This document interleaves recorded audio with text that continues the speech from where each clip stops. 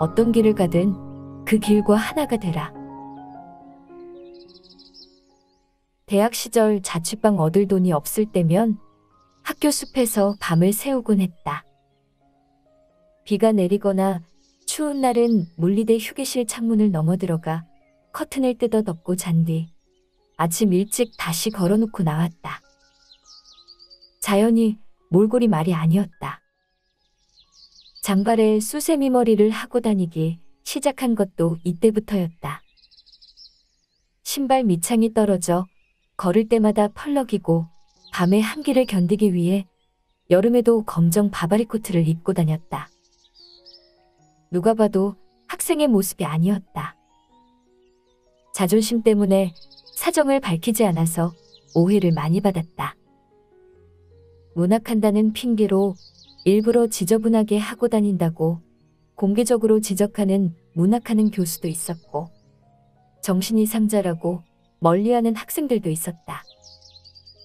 그 중에서도 나를 특히 못마땅하게 여긴 국문과 선배가 있었는데, 그는 늘 깨끗한 와이셔츠에 넥타이를 메고서 회사원처럼 서류 가방을 힘껏 쥐고 다녔다. 그러다가 손에 쥐가 나지 않을까 염려될 정도였다. 그의 눈에 내가 현실 부정적이고 퇴폐적인 데카당스로 보인 건 당연한 일이었다. 그는 마주칠 때마다 훈계를 늘어놓았고, 나는 일부러 눈의 초점을 가운데로 모으고서 그를 쳐다보았다. 내 눈에는 그가 보들레르나 랭보의 시조차 읽어본 적 없는 위선적인 계몽주의 추종자로 보였다. 그가 편집장으로 있는 대학신문이 나에 대해 목련꽃 만발한 아름다운 캠퍼스의 봄을 흐려놓는 거지로 매도하는 기사를 실었을 때 그와 나의 악감정은 극에 달했다. 톱을 들고 가서 학생신문사의 책상을 반으로 자르려고 했지만 문학 외적인 것에 허투루 힘을 낭비하고 싶지 않아서 그만두었다. 그냥 데카당스답게 입으로 머리카락을 후후 불어넘기며 다녔다. 이후 졸업할 때까지 그와 나는 한마디도 섞지 않았다. 우리는 서로에게 투명인간에 불과했다. 그는 대학원을 다녔고 나는 졸업 즉시 뒤돌아보지 않고 학교를 떠났다. 그가 석박사 학위를 따는 동안 나는 인도에 먼지 날리는 길을 돌아다녔고, 그가 문학평론가로 등단하고 모교의 국문과 교수가 되었을 때 나는 히말라야 골짜기를 염소떼와 함께 걷고 있었다. 그와 나는 삶의 길뿐만 아니라 영혼이 다른 사람이었다. 20년이 흘러 한 문학지에서 나의 시세계를 다루는 특집을 마련했고, 좌담회의 질문자로 그가 나왔다. 세월이 서로에 대한 앙금을 지운 후였다. 좌담회가 끝나고 그와 단둘이 마주 앉은 자리에서 내가 문득 그에게 학생 시절에 매일 양복에 넥타이 차림으로 다닌 이유를 물었다. 그는 뜻밖에도 너무 가난했기 때문이라고 대답했다. 학비가 없어 장학금을 받기 위해 어떻게든 대학신문사 편집장으로 일해야 했으며, 그래서 항상 단정한 복장을 해야만 했다고 말했다. 자취방을 얻을 수 없어 신문사 사무실에서 잠을 잤다고 덧붙였다. 그도 내가 그 시절 잘 곳이 없어서 벚꽃 휘날리는 봄날의 캠퍼스를 노숙자처럼 하고 다닌 것을 알고 웃음을 터뜨렸다. 나도 함께 웃었다. 그와 나는 같은 사람이었던 것이다.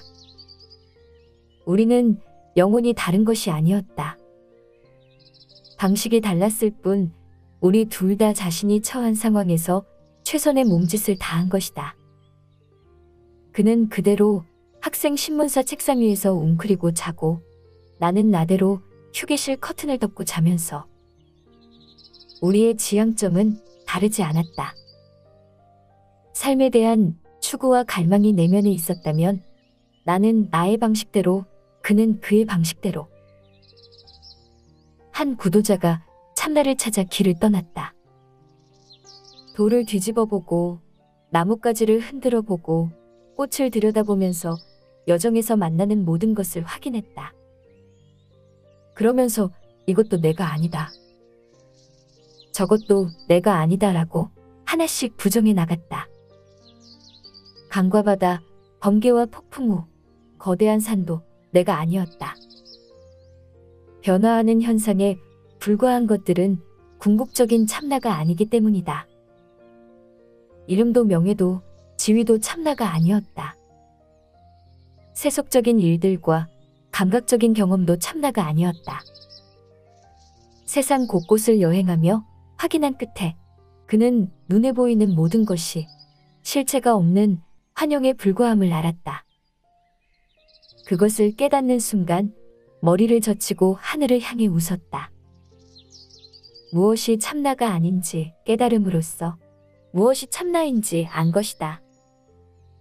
또 한 명의 구도자가 참나를 찾아 길을 나섰다. 그의 눈에는 마주치는 모든 것이 그 자신이었다. 코끼리도 자신이고 코끼리 위에 타고 가는 원숭이도 원숭이를 보고 소리 지르는 앵무새도 그 앵무새를 어깨에 얹고 가는 사람도 자신이었다. 산이든 강이든 들판이든 자신과 연결되지 않은 것은 아무데도 없었다. 이것도 나이다. 저것도 나이다. 라고 세상 끝까지 확인해 나가다 보니 자신이 아닌 것은 단 한 가지도 발견할 수 없었다. 그것을 깨닫는 순간 머리를 젖히고 별들을 향해 웃었다. 모든 것이 나 자신임을 확고하게 긍정함으로써 무엇이 참나인지 안 것이다. 한 사람은 자기답지 않은 것들을 하나씩 지워가며 나다움의 자화상을 완성해 나가고 또 한 사람은 새로운 발견들로 밑그림을 채우며 나다움의 자화상을 그려나가면서 두 사람 모두 참자아를 찾아나가는 여정을 한 것이다. 첫 번째 구도자의 길을 고대 베단타 철학에서는 네티, 즉 부정의 길이라 부른다. 두 번째 구도자의 길은 이티, 즉 긍정의 길이다. 두 길은 다르게 보이지만 사실은 같으며 동일한 목적지에 이른다. 추구의 여정에는 두 가지 잘못밖에 없다. 하나는 시작조차 하지 않는 것이고 또 하나는 끝까지 가지 않는 것이다. 붓다는 어떤 길을 가야 하는지 묻는 제자에게 말했다.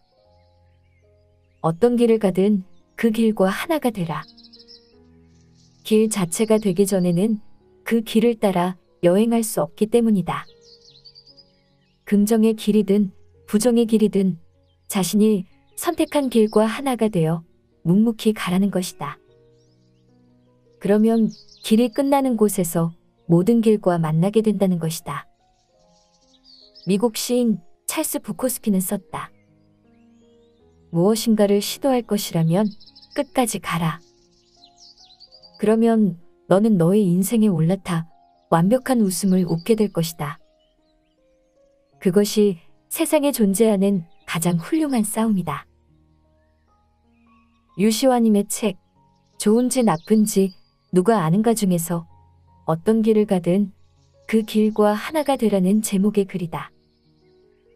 한 명은 바바리 코트에 장발을 하고서 다른 한 명은 넥타이를 맨 정장에 서류 가방을 꽉 쥐고서 두 사람 다 각자의 방식으로 삶에 대한 추구와 갈망을 가지고 끝까지 치열하게 살았다. 바바리 코트를 입을 것인지 정장을 입을 것인지는 중요하지 않다. 어떤 방식이든 일단 시작하는 것이고 시작하면 끝까지 가야 하는 것이다. 미국 근대 문학의 아버지로 추앙받는 마크 트웨이는 이렇게 말했다. 지금부터 20년이 흐른 후에 당신은 자신이 한 일보다 하지 않은 일들로 인해 더 실망하게 될 것이다. 그러므로 돛줄을 던져라. 안전한 항구를 떠나 항해하라. 우리도 인생이라는 항해를 시작한 이상 항구에 정박해 있어서는 안 된다.